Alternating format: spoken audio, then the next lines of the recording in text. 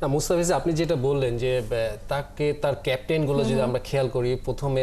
হায়দ্রাবাদে তার ক্যাপ্টেন ছিলেন ডেভিড ওয়ার্নার, এবং তখন আমরা দেখেছি তাকে কিভাবে তার সাথে কমিউনিকেট করছেন তিনি এবং তাকে বলে দিচ্ছেন। তো এই ক্যাপ্টেন্সি একটা ফ্যাক্ট আমি যেটা মনে হয় যে আইপিএলে। তারপরেও যেটা হয়েছে, মুস্তাফিজ তো কম করে অনেক দিন ধরে আইপিএল খেলছেন, বেশ কিছু সিজন তিনি খেলেছেন, বিভিন্ন ফ্রাঞ্চাইজি খেলেছেন, তার ভিতর যে অভিজ্ঞতাটা হয়েছে এটা কিন্তু আর মানে এটা তো আর টাকা দিয়ে কেনা যায় না। সো আমার মনে হয় যে মুস্তাফিজ দিন দিন অভিজ্ঞতা হচ্ছে। আর আরেকটা জিনিস আমরা খেয়াল করি, যদি এখনকার যে ফ্রাঞ্চাইজি টি-20 গুলো হয়, সেখানে কিন্তু প্রত্যেকটা প্লেয়ারের প্রত্যেকটা মানে মুভমেন্ট গুলা কিন্তু সফটওয়্যার গুলাতে তারা অ্যানালাইসিস করে, এবং মুস্তাফিজ যে মুস্তাফিজকে শুরুতে তাদের ফেস করতে কষ্ট হচ্ছিল, এখন কিন্তু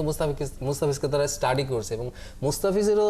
দায়িত্ব কিংবা যেটাই বলেন, মুস্তাফিজকেও নিজেকে আরেকটু ভ্যারিয়েশন আনার চেষ্টা করছেন, এবং সেটা কিন্তু সেটার সঙ্গে তার অভিজ্ঞতা মিলিয়ে আমার মনে হয় মুস্তাফিজ দিন দিন, সৌরভ গাঙ্গুলী তার মতামতটা দিতেই পারেন, তিনি কাছ থেকে দেখেছেন, কিন্তু আমার মনে হয় মুস্তাফিজ এটা নিয়ে কাজ করছে, এবং তিনি বোঝেন যে